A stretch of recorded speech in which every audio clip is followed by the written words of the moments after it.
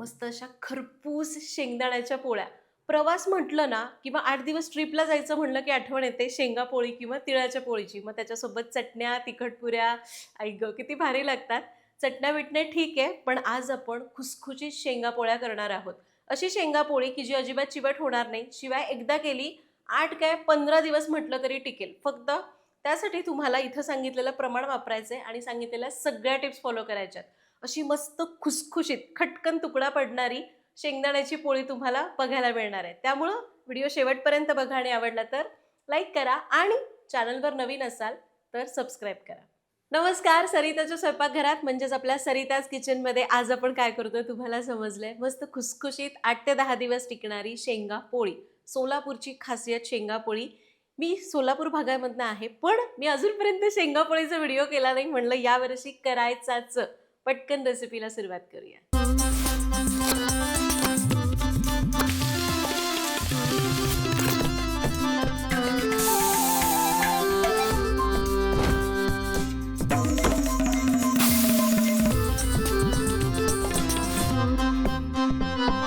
शेंगा पोळीला फार साहित्य लागत नाही. अगदी हाताच्या बोटावर मोजण्याइतकं साहित्य लागतं.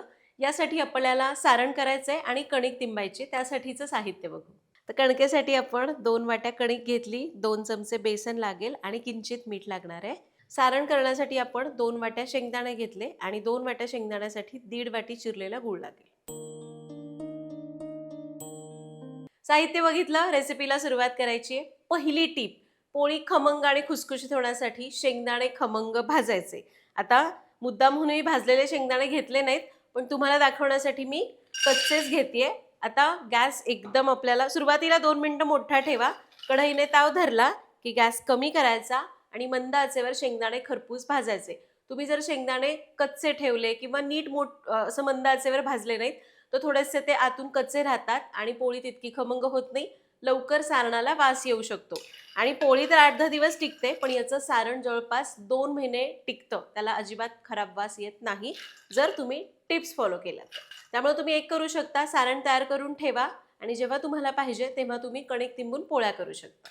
शेंगदाणे मंद आचेवर भाजूया. आता कढईने ताव धरलाय, मी गॅस करते मध्यम आणि याला भाजून घेते. आणि हे बघा, जवळपास 7 ते 8 मिनिटं मंद आचेवर भाजल्यानंतर शेंगदाणे किती खरपूस भाजले गेलेले आहेत. साल ही अगदी सहज निघते. याचा अर्थ ते छान भाजले.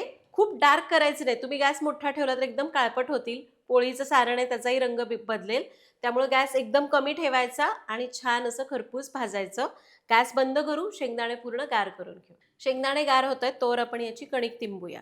परातीमध्ये गव्हाचं पीठ घेतलं. बरेच जण मैदा वापरतात, खास करून कर्नाटकामध्ये शेंगापोळीच असते, पण ते शेंगा होळगे म्हणतात आणि त्यामध्ये मैदा वापर केला जातो. आता यामध्ये आपण घालूया 2 चमचे बेसन, चवीपुरतं मीठ. अर्धा चमचा मीठ घातलं. आता खरं तर हे पूर्णपणे ऐच्छिक आहे, पण थोडंसं तूप कणिक तिंबताना घालायचं. अगदी 1 चमचाभर. याला मिक्स करून घेऊया. तूप आणि बेसन गव्हाच्या पिठाला चांगलं एकजीव करून घ्यायचंय. तर इथं बेसन घालण्याचं कारण पोळी छान खुसखुशीत होते, चिवट होत नाही. ही दुसरी टीप. कणिक तिंबताना त्याच्यात बेसन घालायचं, म्हणजे पोळी चिवट होत नाही, खुसखुशीत होते आणि 8 दिवस टिकते. तूप आणि बेसन कणकेमध्ये मिसळलं. थोडं थोडं पाणी घालू आणि घट्ट मळायचं, खूप पातळ करायचं नाही. शेंगा पोळी किंवा तिळपोळी याचं काय असतं माहिती आहे का, ते सारण असं कडक असतं. त्यामुळे आपल्याला खूप पातळ करून चालत नाही कणिक. थोडीशी घट्ट ठेवली की सारणासोबत कणिक पण व्यवस्थित पसरली जाते आणि सारण सुद्धा कडेपर्यंत येतं. आणि हे बघा, अशी घट्ट कणिक तिंबून घेतलेली आहे. तुम्ही बघाल, खूप पातळ नाही किंवा एकदम दगडासारखी घट्ट नाही आहे, अशी मध्यम ठेवली आहे. याला आपण थोडंसं तेल लावूया आणि याच्यावर झाकून याला एक 10 मिनिटं भिजू द्यायचं. फार जास्त वेळ भिजवण्याची गरज नाही, बेसन आहे त्यामुळं लवकर वापरलं तितकं चांगलं. शेंगदाणे आता पूर्ण गार झाले, मिक्सरच्या भांड्यामध्ये काढायचे. तर इथं मी शेंगदाण्याचा साल काढलेला नाहीये, असंच्या असं वापरतेय, कारण त्याने सुद्धा खूप छान चव येते. तुम्हाला शेंगदाण्याचा साल काढायचा असेल तरी चालणार आहे. आता याला मिक्सरच्या भांड्यात घेतलं. आता हे शेंगदाणे आपल्याला पल्स मोडवर असे जाड जाड वाटून घ्यायचे, एकदम बारीक करायचे नाहीत. असं आपल्याला पल्स मोडवर थोडं थोडं वाटायचं, म्हणजे त्यांना तेल सुटत नाही. आणि हे बघा, शेंगदाणे असे जाडसर वाटलेले आहेत. आता यामध्ये घालूया चिरलेला गूळ. गूळ घातला. आता याला आपण पल्स मोडवर फक्त असं फिरवायचं की गूळ आणि शेंगदाणे चांगले मिसळले जातील. कंटिन्यू फिरवायचं नाही. तुम्ही जर कंटिन्यू फिरवलं तर मग गुळाचं पण पाणी सुटतं, शेंगदाण्याचं तेल सुटतं आणि एकदम चिक्क गोळा होईल. तर हे बघा, मिक्सरला लावायचं आणि पल्स मोडवर 1-1 सेकंद फिरवायचं. तर अगदी थोडंसं आपण पल्स मोडवर याला फिरवून घेतलं म्हणजे गूळ आणि शेंगदाणे चांगले मिसळले जातील आणि परफेक्ट असं शेंगा पोळीचं सारण तयार झालं. मला सहसा गुळाच्या पदार्थांमध्ये वेलची वगैरे आवडत नाही म्हणून मी घातली नाही. तुम्हाला आवडत असेल तर जेव्हा आपण गूळ घालतो ना तेव्हाच वेलची पावडर घालून मिसळून घेऊ शकता. आणि हे शेंगापोळीचं सारण आहेच, सोबतच हे शेंगदाण्याच्या लाडूचं सुद्धा मिश्रण आहे. तुम्ही जर हे बघा असे याचे लाडू वळले तर छान अगदी पटकन लाडू वळले जातात. याचे तुम्हाला शेंगापोळी करायची नाही आहे, सारण शिल्लक उरलंय, त्याचे लाडू करून ठेवा. हे बघा, शेंगदाण्याचं तेल आणि गुळाचा चिकटपणा यामुळे छान असे लाडू तयार होतात. तूप बीप घालावं लागत नाही. आपलं हे सारण तयार झालंय. एकदा करून ठेवलं की 2 महिने टिकतं. पाहिजे तेव्हा पोळी करू शकता. आपण मात्र लगेच पोळ्या करायला घेऊ. आपली कणिक पण आता मस्त भिजली आहे. एकदा फक्त एकसारखं मिनिटभर मळून एकसारखं करायचं. तर इथं मी आत्ता सगळ्या सारणाच्या पोळ्या करणार नाही. जेवढी कणिक आहे तेवढ्याच पोळ्या मी करून घेणार आहे. कारण हे सारण आपण ठेवून दिलं तर छान टिकून राहतं, म्हणून लागतील त्याच्या पोळ्या करायच्या. आता पोळी करताना कणिक कमी आणि सारण जास्त असावं म्हणजे त्याला चव लागते. आता आपलं मोठं लिंबू असतं त्याच्यापेक्षा थोडा मोठा गोळा घेतलाय. असेच एक 4-5 गोळे आपण करून घेऊ आणि पोळ्या लाटायला घेऊ. तर 2 वाटी पिठामध्ये साधारण एक 7 ते 8 पोळ्या होतात. आता आपण काय करूया, गव्हाचं पीठच घ्यायचं, त्याच्यामध्ये घोळून वाटी करायची. वाटी करताना मध्ये किंचित जाड ठेवायचं, जसं पुरणपोळीला आपण करतो ना तसंच. तुम्हाला जशी पोळी लहान मोठी पाहिजे त्याप्रमाणे उंडा करा. तर यामध्ये सारण भरायचं. सारण भरताना असं थोडंसं लाडूसारखं करून सारण भरायचं म्हणजे मग जास्त सारण मावतं. तुम्ही बघाल तर जवळपास मी भरपूर सारण यामध्ये घातलंय. जेवढा उंडा होता त्यापेक्षा दीडपट सारण आतमध्ये भरलं. याला आता अलगद बंद करायचं. बंद करताना असं खालून याला असं असं गोल गोल फिरवायचं. कडा वर येतात, सारण आतमध्ये भरायचं. भरपूर सारण भरायचं. ही पोळी फुगत नाही कारण गूळ असतो, चिकटून ती फुटली जाते, फुगत नाही. त्यामुळं भरपूर सारण भरा आणि पातळ पोळी लाटा. बघा, पोळीला चवही छान येते आणि पोळी छान खुसखुशीत होते. जास्तीची कणिक आहे ती आपण इथं चिकटवून लावूया. असेच सगळे उंडे तुम्ही एका वेळी करून घेतले आणि मग सगळ्या पोळ्या एकत्र लाटल्या तरी चालतात. याला हलकं हलकं असं दाबून घ्यायचं. उंडा व्यवस्थित बंद केलाय. याला पिठामध्ये घोळवायचं. लगेच लाटायचं नाही. तर काय करायचं, पहिल्यांदा याला असं हलकंसं प्रेस करायचं. कारण सारण कडक असतं, ते आधी सगळीकडे पसरवणं गरजेचं आहे. हाताने व्यवस्थित पसरवता येतं लाटण्यापेक्षा, म्हणून आधी सगळं सारण कडेपर्यंत पसरवून घेऊ. असं केल्यामुळं सारण कडेपर्यंत पसरलं जातं, कणिक कणिक लागत नाही. या प्रकारे झालं. लगेच पोळी लाटायला घेऊ. लाटताना तुम्हाला वाटलं पिठी लावण्याची गरज आहे तर लावून घ्या. तुम्हाला आत्ताच कळतंय सारण बघा अगदी कडेपर्यंत जातंय. कणिक छान घट्ट भिजवली असेल तर अगदी चिमूटभर पीठ जरी टाकलं तरीसुद्धा अख्खी पोळी लाटता येते. हे माझ्याकडनं एवढूसं तरी कणिक कणिक शिल्लक राहिली आहे कडेला, अगदी थोडी थोडी मध्ये मध्ये. माझ्या आईकडनं अगदी कडेपर्यंत सारण पसरतं. आणि हे बघा आपली पोळी लाटून झालेली आहे.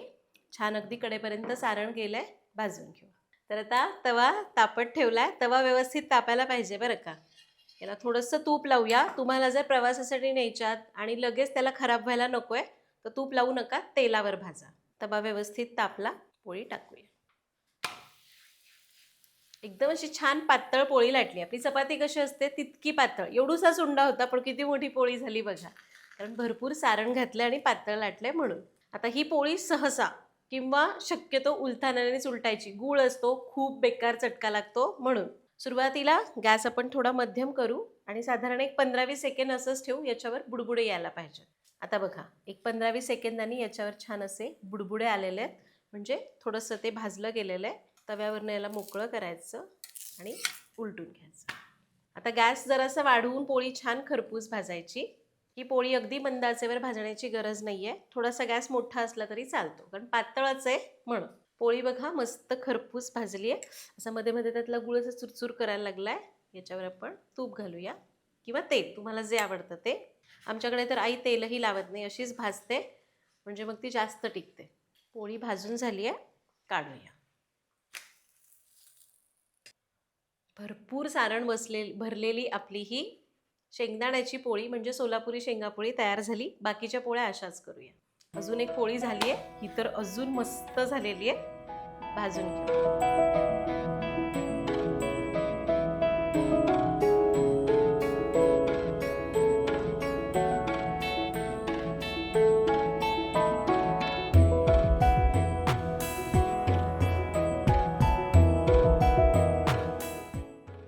तर अशा प्रकारे आज आपण इथं मस्त शेंगापोळी कशी करायची ते बघितलं.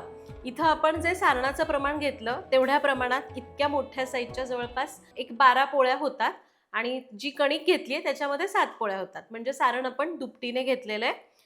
कारण ते ठेवून दिलं तरी चालतं, पाहिजे तेव्हा आपल्याला वापरता येतं. आणि तुम्ही बघाल तर अगदी छोटूसा उंडा आहे. लिंबूकुटचं असतं आपलं मोठं तेवढं उंडा घेतलाय, पण आपली पोळी मात्र तवा काय पोळपाट भरून होतीये आणि छान पातळ लाटली जाते कारण आपण कणिक व्यवस्थित भिजवली आहे. फक्त शेंगापोळी करतानाच्या टिप्स पुन्हा एकदा सांगते. पहिलं म्हणजे शेंगदाणे मंद आचेवर खरपूस भाजायचे. गुळाचं प्रमाण तुम्ही थोडंफार कमी जास्त केलं तरी पण चालेल. त्याचबरोबर पोळीची कणिक तिंबत असताना त्याच्यामध्ये थोडंसं बेसन घालायचं म्हणजे पोळी छान खुटखुटीत होते. कणिक घट्ट मळायची म्हणजे मग पोळी आपल्याला पाहिजे तशी पातळ लाटता येते. कारण सारण कडक असतं ना, म्हणून आपल्याला कणिक पण थोडीशी घट्टच ठेवायची म्हणजे सारण आणि कणिक एकसारखं सोबतीने पसरलं जातं. दुसरं म्हणजे सारण भरताना अगदी जसा उंडा सांगितला तसा भरामध्ये जाड ठेवून भरपूर सारण भरायचं. व्यवस्थित बंद करायचं. आधी सारण बोटाने कडेपर्यंत पसरवायचं आणि मग पोळी लाटायची. लाटताना शक्य होईल तेवढं कमी पीठ लावा आणि सगळ्यात महत्त्वाचं पोळी शक्य होईल तेवढी पातळ लाटायची आणि भाजताना शक्यतो उलथानं वापरा, गुळाचा चटका लागू शकतो म्हणून.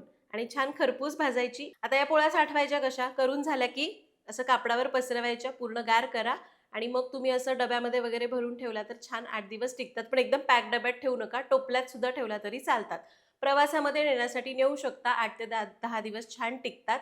यातली एक पोळी तुम्हाला मी तोडून दाखवते हां.